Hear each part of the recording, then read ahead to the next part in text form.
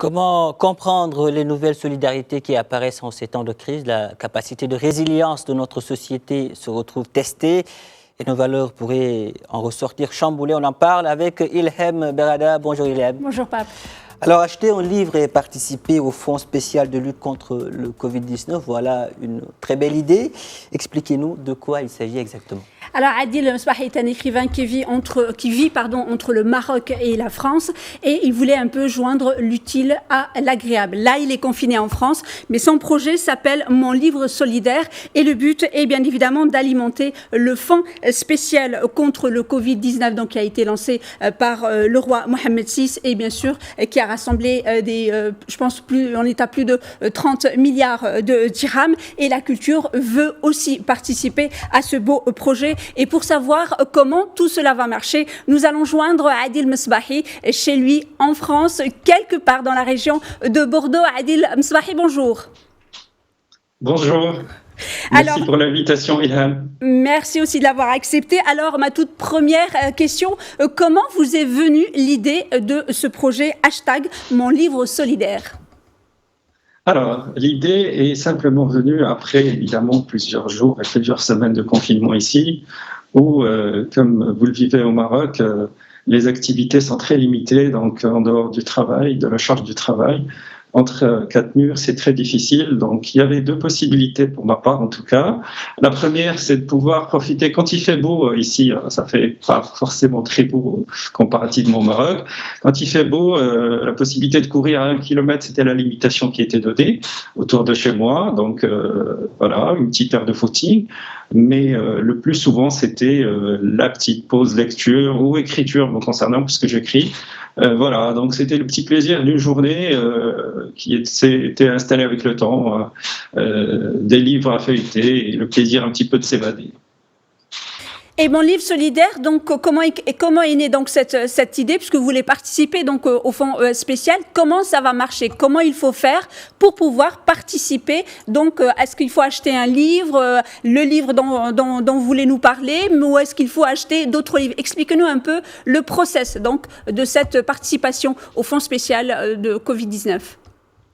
Alors, c'est très simple. Encore une fois, il faut faire dans la simplicité, et vous l'avez dit au début, joindre l'utile à l'agréable. Alors, l'utile, c'est 50% en fait des livres achetés, le prix qui sera, ou la somme qui sera récoltée à hauteur de moitié sera reversée au fonds spécial.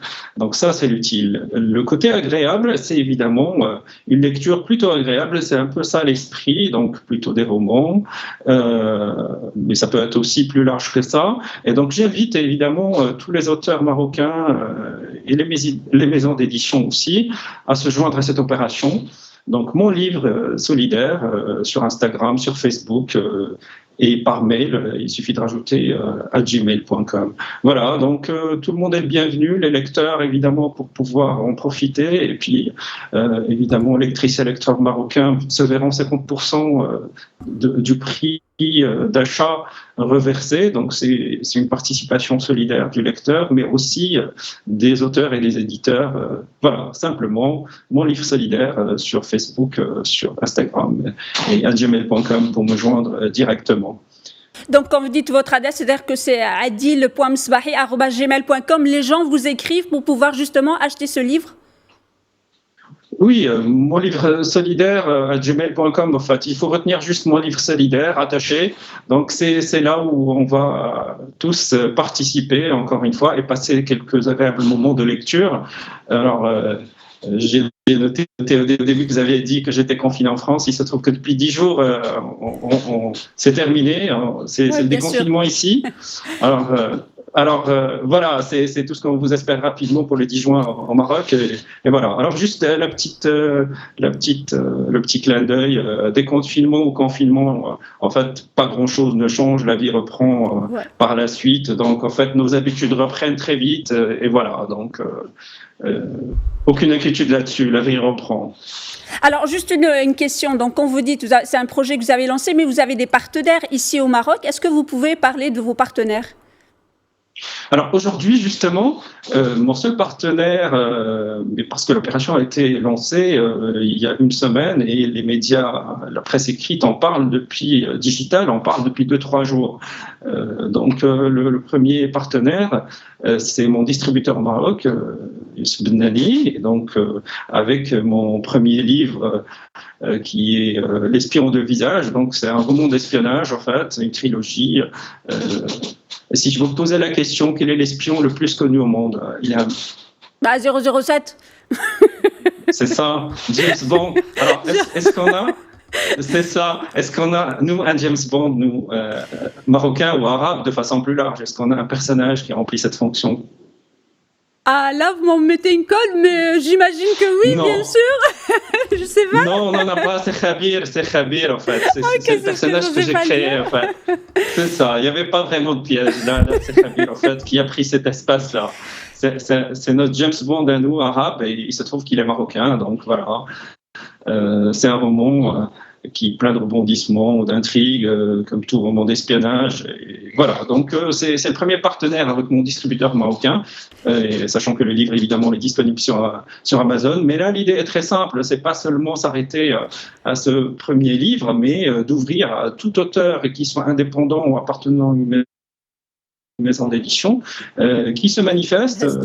La seule règle, c'est 50%, qu'il accepte que 50% du prix soit reversé au fonds spécial. Voilà, c'est le geste solidaire que nous faisons nous, et en même temps, on encourage la lecture, et le lecteur aussi.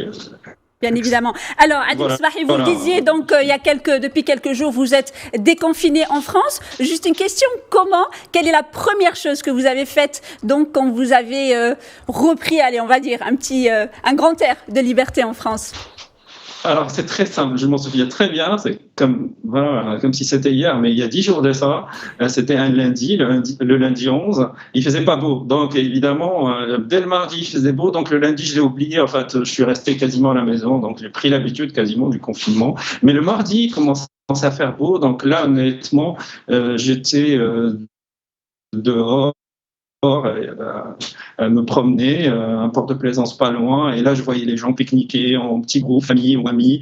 Donc la vie a repris vraiment le dessus sur tout ça très vite, donc il n'y a pas réellement de phase de transition, et ce qui est remarquable, c'est que vraiment les gens ils reprennent leur train-train, et ce qui se voit, c'est le petit masque, mais pas systématiquement, c'est quand on est vraiment dans des petits espaces, et puis la distanciation par rapport les uns aux autres un peu plus grande, voilà. Mais sinon, encore une fois, il faut rester positif. Une fois le confinement passé, la vie reprend le dessus comme quasiment avant. Donc la vie d'avant revient. Donc voilà, on est rassuré d'ailleurs. Adim Sbahi, juste une toute dernière question. On est à la veille de l'Eid. Est-ce que vous avez un mot, mais très brièvement, pour bien sûr donc vos futurs lecteurs, vos actuels lecteurs, mais également pour le public et le téléspectateur de Médiane TV?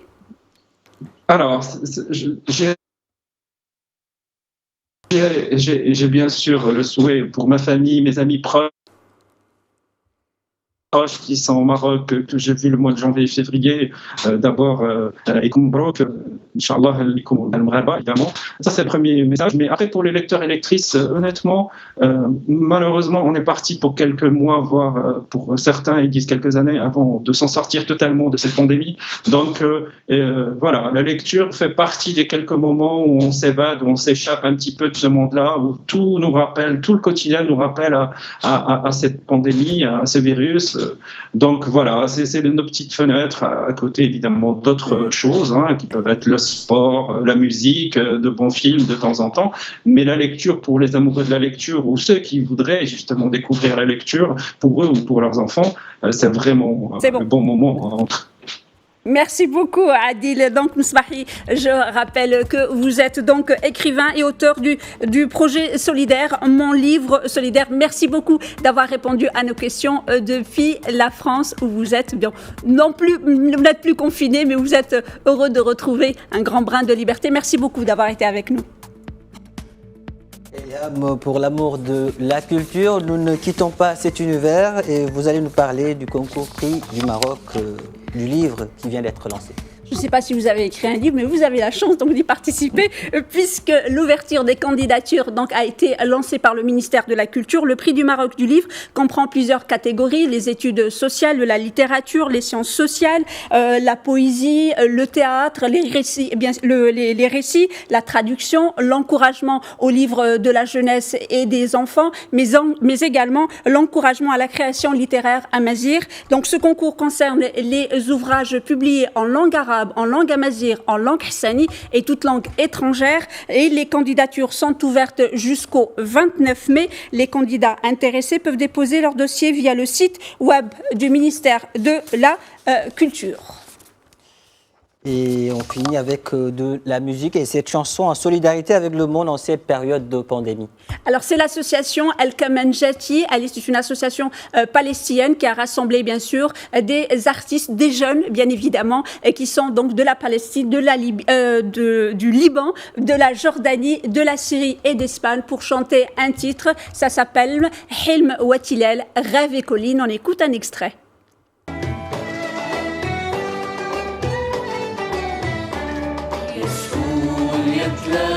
يجبل شو هالحال كل البشر عند الخطر بتوحدوا وجه المرض والموت يسهول يتلال يجبل شو هالحال كل البشر عند الخطر بتوحدوا وجه المرض والموت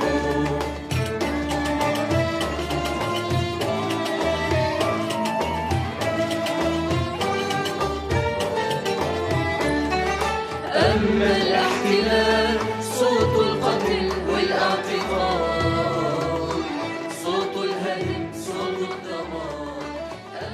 Et oui, Ilham, de belles voix pour adoucir ce confinement. La vie continue et il